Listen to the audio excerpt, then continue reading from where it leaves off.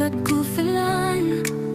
dhulka hodanka ah ee macan ku dhisan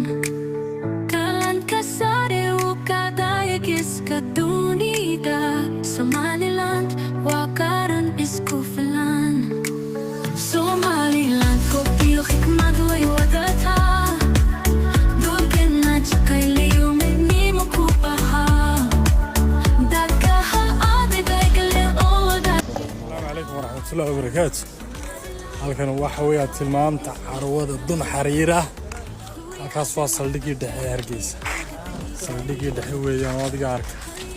qaybtan waxa u soo kacaysaa intaan bariishka gaadhin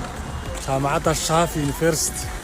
ayuu fooqeenu ku jirnaa ka soo jeedaa ama aqalkaanu ku jirnaa marka aqalkayga waa kaa markaas waa farmasigii family carwadaasanu ku jirnaa carwadaydu waa taa qaybtii dawaarka waxaad taabanaysaa meesha aad joogtid starting baad leedahay gaari haddaad wadato haddii kale so isagaa marka direction ku siinaa sida iminka noo siiyaan arkaa halkaan joogno Your destination is on the left. waad aragtaa isagaa ku hagi doona